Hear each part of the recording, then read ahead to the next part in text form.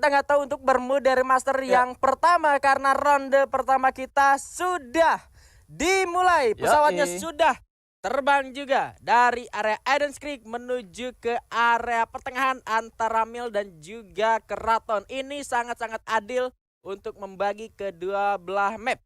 Ya, karena kalau kita ngelihatnya juga tim-tim yang ngedrop ini kan punya tempat atau ya tujuan mereka looting masing-masing gitu di awal gitu. Artinya dengan jalur terbang pesawat seperti ini ya mereka nggak kebingungan dengan drop zone yang akan mereka tentukan gitu. Seperti yang mungkin mereka rencanakan bakalan menuju ke titik A ya mereka masih bisa kejangkau. Tentunya nggak bakalan kesulitan. Tinggal dihindari apabila nih ya kayak yang terjadi di The Circuit di situ, di mana ada dua tim menuju ke satu tempat yang sama. Ya gue nggak tahu, mungkin dari tim EVOS Immortal kalau biasanya di Bermuda yang biasa kan mereka ngambil area Sentosa. Alias kalau misalkan di Bermuda Remaster mereka harusnya ada di Samurai Garden. Mungkin ini menjadi objektif pertama mereka untuk mendapatkan poin kill di awal karena ketika lu bisa dapat poin kill di awal dengan tahu drop zone lawan ada di area The Circuit, meskipun kabur satu nggak jadi masalah, itu udah jadi modal di awal. Karena dengan adanya revival point ini seharusnya setiap tim udah nggak ragu lagi buat war di awal. Ya, mereka nggak ragu lagi di war di awal, tetapi ya kalau bisa nggak war ya mending tahan aja dulu. Karena kalau kita bilang di early gitu kan, senjata belum tentu ada. Gambling. Kemudian mereka mungkin resource kayak armor, face, helm segala macam belum tentu pakai gitu. Jadi ya kalau memang masih bisa dihindari untuk terbunuh di awal ya hindari aja dulu. Tetapi kalau memang sudah kepepet ya hajar aja. Kalau udah kepepet hajar aja. Harusnya mungkin dengan poin yang dimiliki dari kedua tim mungkin Bonafide bisa lebih menghindari. Tapi dari EVOS Immortal sepertinya akan sedikit lebih mengunci pergerakan tim lawannya. Mungkin mereka nggak tahu itu Bonafide, tapi memang mereka tahu di situ ada satu tim. Mereka bakal menahan terlebih dahulu sampai mungkin waktunya udah, kalau misalkan mereka rasa terlalu lama, mereka juga perlu lootingan yang maksimal gitu. Mereka nggak bisa terlalu lama stay di area sirkuit hanya untuk menahan satu tim dan gak tim fight gitu. Itu hanya akan membuang-buang waktu mereka saja. Tapi pergerakan dari EVOS Immortal benar saja ingin memberikan pressure yang lebih ke arah tim Bonafide. Ya, kalau kita ngelihatnya memang mereka sempat tadi berada di sekeliling The Circuit yang mana memang menutup akses dari satu tim yang ada di dalam untuk keluar. Kalaupun nggak ketutup juga, kelihatan pergerakan yang mungkin harus diwaspadai. Tetapi kali ini dengan EVOS Immortal sudah melihat tidak ada pergerakan keluar, mereka yang masuk ke dalam gitu. Merekanya malah yang masuk ke dalam. Tentunya mereka masih mewaspadai. Ini tim masih ada di dalam nih. Ini tim masih ada di dalam dan juga harus diwaspadai. Tapi malah ternyata fight lebih dulu terjadi di area New Rekdam yang mana satu orang dari tim CSGO Boba sudah terculik, Bocil juga harus sudah tumbang oleh Rahel, terkena tembakan dari Machio, langsung menusuk menuju ke ubun-ubun di arah kepala. Luar biasa, mendapatkan area lootingan di area New Rekdam dan berhasil menculik dua player dari tim CSGO Boba. Kali ini dua player tersisa dipaksa untuk mundur oleh para ladies ini. Ladies atau Uti Jump pada malam hari ini di awal sudah melihatkan performa yang cukup bagus untuk di awal ya. Aku lihat di sini di mana seorang Rahel sudah berhasil mendapatkan 2 kill untuk timnya, dan bahkan di pertempuran baru saja tadi kita tidak melihat player yang terbunuh dari tim Uti Jamsut. Tapi di area di sirkuit ternyata lebih dulu Jujunnya harus terculik. Trasya juga sudah mulai tertembak. Menjadi kekurangan satu player untuk tim EVOS Immortal dan bakal menjadi titik balik seharusnya untuk tim Bonafide. Berupaya bersembunyi, menggulung medkit terlebih dahulu di balik sebuah kursi. Posisi dari EVOS Immortal harus lebih siap untuk escape seharusnya, karena justru titik balik dari tim Bonafide harusnya sudah mulai ditemukan. Satu orang berhasil kabur, informasi sudah diterima juga, posisi rahasia sudah terlock. Bakal mendapatkan backup juga dari dua rekannya di arah belakang. Tapi ini bakal jadi sulit kalau misalkan Bonafide-nya benar-benar melakukan setup balik ke arah tim EVOS Immortal. Cukup sabar juga ya Bonafide. Kalau kita perhatiin di sini mereka nggak terlalu terburu-buru juga. Meskipun dia tahu nih ada satu player lah ya. Di situ ada Rasya tadi yang menahan posisi, tetapi dari tim Bonafide sendiri walaupun tahu nggak dimajuin aja, padahal bisa saja dengan mungkin 2-3 glual dia samperin Rasya di situ dan menangin warnya, tapi nggak seperti itu war yang diinginkan oleh tim Bonafide. Respect terlebih dahulu karena memang meskipun tersisa 3 orang bisa saja di fight back oleh anak-anak dari EVOS Immortal. mendahulukan waspada supaya tidak terculik satu persatu balik karena Waduh. Bonafide sudah unggul secara personil. Arul berhasil menumbangkan Black, di sana Arul juga sudah tumbang. Rahasia masuk dari arah atas, ternyata ada di ruangan sebelahnya. Tapi Waduh. Bonafide benar saja terfight back, berhasil ditumbangkan oleh EVOS Immortal. Ya cukup sabar juga padahal tadi EVOS Immortal. Kalau kita ngelihat mereka padahal memang sudah kalah Ya. dari segi jumlah Personil. player. Tetapi setup ternyata yang dilakukan oleh player-player Bonafide, mereka memang nggak jalan kaki ya untuk menghindari terdamage ketika mungkin maju ke depan. Mereka malah memilih dengan menggunakan vehicle Iya. yang artinya dari vehicle ini bisa kedengeran, Bos. Iya. Kalian itu bakal stop di mana, turun di mana ya. Dia kedengaran dan langsung aja dipantau nih oleh player-player dari tim EVOS Immortal. Tentunya juga tadi ada satu orang Zack itu dengan menggunakan shotgun sempat mendapatkan 2 player di pertempuran baru saja tadi. Dan tentunya itu ngebuat Bonafide juga harus tumbang. Ternyata mereka harus kalah nih 3 lawan 4 di awal oleh tim EVOS Immortal. Sayang sekali untuk tim Bonafide. Ya, nice try, masih ada di round yang kedua. Kalaupun mau revenge, masih ada Bermuda yang kedua di round keempat nanti. Tapi Ya. mungkin ini yang bakal jadi pertimbangan mereka ya. Kalau misalkan fight di awal, kenapa sih kita nggak misah satu orang aja? Mungkin itu yang bakal jadi pertimbangan mereka. Kalau misalkan mereka Bonafide ini sudah biasa melakukan itu di game-game sebelumnya. Memang kadang-kadang efektif dengan Kadang-kadang enggak ya.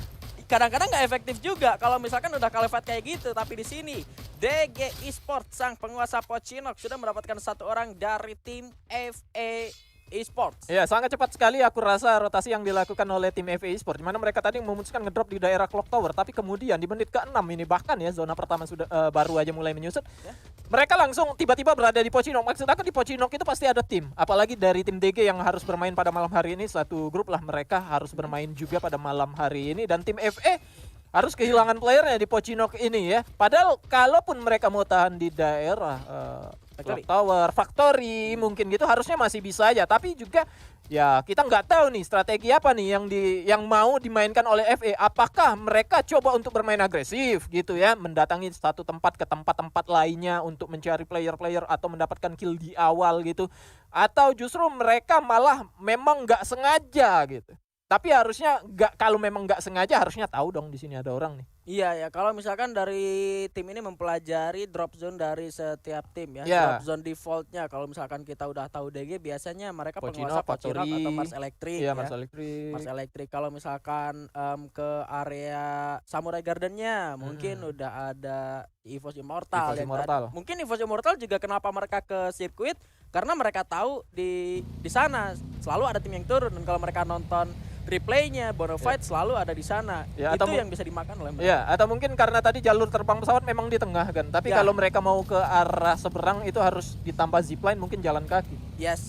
Tapi di sini ternyata dari Bigeton Rasengan sedang mengacaukan area pertahanan dari First Rider Storm yang sepertinya cuma nempang lewat aja. Tapi di sini Cooper berhasil menumbangkan GX yang langsung nggak pakai basa-basi dipulangkan ke arah lobby. Malah satu player dari Bigetron Rasengan terculik yang tadi nyamperin ke arah First Rider. Ya, hanya melewati saja. Aku rasa tadi mereka kukira ya bakalan turun di sini, ternyata hanya ngelewatin saja dan malah terculik satu orang gitu. Tapi masih bisa juga ada kesempatan untuk Ya. dihidupin lagi bagi tim BT Rasengan juga, di mana mereka sekarang berada seputaran observatory itu. Observatory memang nggak terlalu jauh lah untuk masuk ke dalam zona. Tetapi apabila mereka tadi diketahui oleh player-player dari First Rider yang mana mereka menuju ke arah factory, tentunya bakalan nanti dibegal nih ketika mungkin masuk ke dalam circle. Ada 2 opsi, dari observatory bisa melompat menuju ke Katulistiwa atau mungkin ke daerah akademi. Tentunya First Rider juga harusnya mengetahui itu. Kalau tim ada di observatory, hati-hati mungkin di kawasan Katulistiwanya. Ya. First Rider sendiri mereka juga harusnya biasanya ada di area hangar ya. Nah, Untuk area holding mereka, karena memang zona juga nggak ngarah di arah sana. Mereka ada agak move sedikit ke area Katulistiwa, dan kalau misalkan kita lihat zonanya ternyata keluar dari area danger. Jadi udah nggak ada lagi mitos-mitos danger adalah zona selanjutnya terpecahkan pada malam hari ini. Ya, Selain sudah. daripada itu, kalau misalkan gua ngelihat cara permainan dari Bigetron Rasengan yang di menit ke-7 sampai ke menit ke-8 mereka udah langsung keliling-keliling di area dalam zona. Menurut Bung Surya sendiri, apakah resikonya akan tinggi atau enggak kalau misalkan skenario-nya tadi si Bigetron-nya turun nge-fight tim First Rider? Ya kalau aku rasa Bigetron Racing kan juga zona pertama itu belum selesai menutup, Ya. belum tahu kelihatan zonanya ada di mana ya. Aku rasa mereka hanya cek ombak aja gitu. Ya. Cek ombak aja untuk mengetahui mungkin mereka ada tujuan nih, kita bakal ngambil spot ini, tetapi ternyata di spot itu mungkin agak bahaya atau nggak bisa nih kita ambil spot itu karena mungkin sudah dihuni oleh tim lain dan mereka malah terbunuh satu tadi sebelumnya itu. Dan aku rasa mereka akan lebih hati-hati lagi nih kalau memang mau memutuskan untuk menuju ke salah satu titik, salah satu tempat ya memang mereka harus benar-benar komitmen gitu maksudnya. Ada atau enggak tim yang berada di tempat itu ya harus diambil aja. Kalau memang mereka mau menuju ke satu tempat ya dengan kendaraan tadi. Tapi kalau mau ngetes ombak aja, mau cari tahu ada musuh atau enggak ya nggak apa-apa, silakan. Terlalu awal nggak sih kalau misalkan lu ngeras pakai motor tiba-tiba masih di menit ke-7 terus ngelihat live-nya juga masih di atas 40. Ya. Mungkin juga bakal jadi resiko yang besar buat mereka. Ya, kalau mereka nggak, kalau menurut aku ya bisa menang. Kalau memang mereka melakukan fight, bisa tidak. Karena memang ada dua kemungkinan itu aja. Tapi kemungkinan terbesarnya kalau di zona pertama kan ya, kalau zona pertama itu, aku rasa bakal aman kan. Karena masih sangat luas, tim-tim juga masih menyebar. Dengan ada vehicle juga, kalau misalkan persentase lagi fightnya udah mulai kayak berkurang, mungkin mereka bakal kalah, masih mudah juga buat escape. Nah, itu dia. Bisa kabur. Tapi kalau sudah zona-zona 3, zona 4 mereka pakai kendaraan dia dari arah manapun itu bakal ngedemik ke arah mereka karena paling mudah dilihat. Biasanya kendaraan itu lewat di posisi yang terbuka. Ya, dan gua nggak tahu ini fun fact atau apa. Tapi Misha justru banyak juga digunakan di beberapa tim ya. Ya, masih ada. Iya, masih ada. Kecuali mungkin kalau gua nggak salah lihat dari DG aja sih, DG nggak ada yang pakai Misha, tapi menariknya kalau nggak salah Made itu satu-satunya player yang pakai skill karakter Olivia. Oke. Yang bisa melakukan revive dan memberikan health point sampai mungkin setengah bar ya. Ya, 70 itulah point. karena meta sekarang ini ya kayak itu lebih variatif penggunaan karakter ya. Ya. Penggunaan karakter itu lebih variatif lagi. Kita nggak bisa bilang oh sekarang lagi metanya A, metanya B. Enggak. Ada tim yang tidak menggunakan karakter mungkin yang lagi favorit. Tapi dia bisa dan pede menggunakan karakter itu gitu loh. Jadi apapun itu yang penting efektif bagi tim itu ya udah mereka bakal gunakan. Menarik. Tapi di sini ternyata ulti jumpsuit kita sudah mulai kedatangan tamu. Asuna sudah memasang sebuah glow. Waduh, mau kemana Merch-nya dia? naik motor entah mau ke arah mana, tapi Asunya berhasil itu bakal seorang topek. Masuk juga Merch-nya dengan MC Wall. Malah Merch-nya ditumbangkan juga. Cleo-nya berupaya untuk melepaskan tembakan tapi malah Eko Brielnya berhasil tumbangkan oleh tim UNB. Ada miss apa dari Eko Briel kali ini, Bung Surya? Ya kalau aku ngelihatnya komitmen mereka untuk melakukan war itu belum terbangun. Entah sengaja atau tidak, entah tahu atau tidak, mereka dalam waktu dekat akan melakukan fight gitu. Maksudnya di saat tadi player lagi pukul-pukulan, ada player yang malah menggunakan kendaraan. Entah ya, mereka memang sebelum war sudah memilih kabur atau gimana. Biasanya sudah war, hasilnya ketahuan baru kabur. Tapi ini belum tahu hasilnya sudah mau kabur. Kalau itu alasannya kabur. Mungkin miskomunikasi atau dengan ada player baru juga mungkin mereka harus membangun chemistry Ya, ulang lagi pasti, itu pasti. Tapi maksudnya ya komitmen tadi itu Ya. maksudnya. Ini kita mau ngapain nih? Kita mau war atau mau gimana nih gitu. Tapi memang di match pertama juga gue ngelihat hal yang sama gitu dari tim Eko Briel. Iya, Bedanya setuju. untuk di match day pertama pas fight di hangar dengan Aura, satu orangnya selamat, tapi di sini kita sudah melihat Ses Goboba yang sudah berada di area dalam zona tapi terkunci pergerakannya dari dua arah yang berbeda karena GRC yang selalu tidak terlihat di awal-awal game berhasil untuk menumbangkan player terakhir dari Ses Goboba. UNB juga bakal masuk ke dalam zona selanjutnya. Sedikit terkat oleh GRC, tapi ingat GRC juga harus masuk ke dalam zona selanjutnya tanpa ada vehicle. Malah Lim berhasil menemukan satu orang Smiley di sana. GRC-nya kali ini masih lengkap 4 orang. Ada Skyler, tapi orangnya tumbang dibalaskan oleh tim UNB. Limnya masuk dengan MP5. Masih bisa memasang sebuah glowal, melakukan ending terlebih dahulu. 2 orang berhasil diamankan dari tim UNB kali ini. Ada sebuah jumpsuit, topengnya berhasil ditumbangkan, bahkan Surya pun berhasil untuk diselamatkan lagi, Bung Surya. Ya kita ngelihat di sini memang apa ya, memang sudah sangat player ini sudah bisa dibilang matang sekali kan gitu lah. Setuju. Baru saja melakukan war gitu, kemudian mereka kedatangan lagi dan mereka siap gitu loh. Bahkan tim yang baru saja datang dari luar zona ini tadi memang menggunakan vehicle, tetapi sebelum turun dari vehicle itu ada granat panas tuh ya. Ya. Terkena ke salah satu playernya, belum jatuh loh kakinya ke tanah, masih mau distandarin tadi motornya, aku tengok-tengok tuh. Tapi sudah terjatuh duluan kan gitu. Dan juga bukan hanya satu tim yang dilawan. Dari arah lain tadi ada sempat tim ngedamage juga ke arah bawah. Iya. Tadi memang ada tim yang ngedamage yang ngejepit si CSGO Boba duluan tadi. Kalau nggak salah memang ada DG juga di arah atas, tapi ngomongin soal tim-tim yang udah tereliminasi karena memang zonanya sudah mulai menyempit, kita menyisakan 8 tim dan juga 27 orang yang masih alive.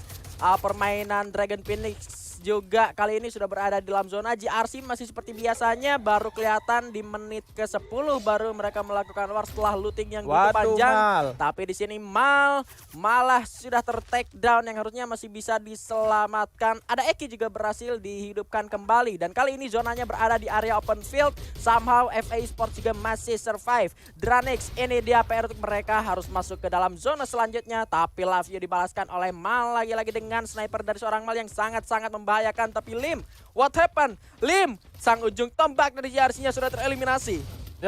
Ini dia, kita pantau dulu aja di mana dari tim DG Esports juga bakalan masuk ke dalam circle juga. Melalui jalur yang sama depan sana, di mana Dranix dari seorang Medi JV juga di sini dari tim DG Esports juga. Susana sudah terkena damage, tetapi Reva dari jarak begitu dekatnya tadi sempat menghampiri aja. Beberapa player juga sudah terjatuh dari tim Dranix, juga hanya tersempitkan posisi mereka. Di mana ada tim lain juga bakalan datang dari arah belakang ke Dragon Phoenix, harus puas di rank ke-8. Tetapi war belum selesai, di mana tim DG kali ini harus berhadapan dengan Aura Ignis yang baru saja datang dari bagian bawah. Wah, EVOS Immortal sudah tumbang juga di rank ke-6, di mana Ajik di sini juga sudah harus terjatuh. Mackenzie baru saja pop up beberapa keluar coba untuk menyelamatkan satu temannya, tetapi Granat juga bersama Flash Freeze tidak bisa dihindari lagi. Sebelah kiri ada player yang masuk juga, di sini masih ada seorang mid bakal coba untuk revive satu temannya. Dan Aura Ignis harus tumbang kali ini. DG Esports 8 total kill tanpa ada player yang terbunuh setelah melakukan war bersama dua tim baru saja. Yes, DG benar-benar kuat sejauh ini dengan berhasil masuk ke dalam zona selanjutnya dengan hadangan dari arah yang sama dari samping mereka.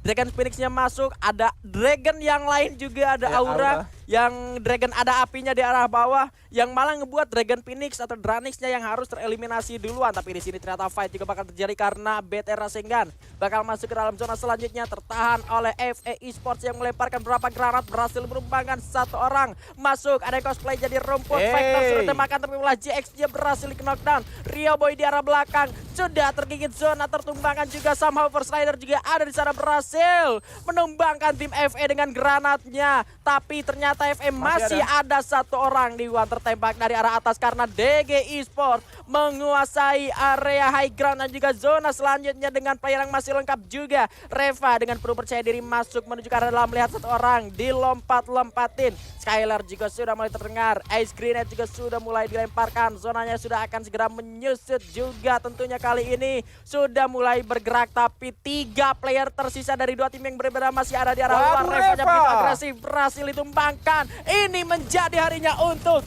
DG Esports di game kita yang pertama dengan 11 poin eliminasi. Ya, DG Esports sangat luar biasa sekali kalau kita ngelihatnya tadi mereka ketika harus masuk ke dalam circle gitu, di mana mereka harus berhadapan dengan tim Dranix. Padahal kan itu di atas rumah L sebelumnya, sebelum mereka turun ke bawah tadi ada yang terjadi.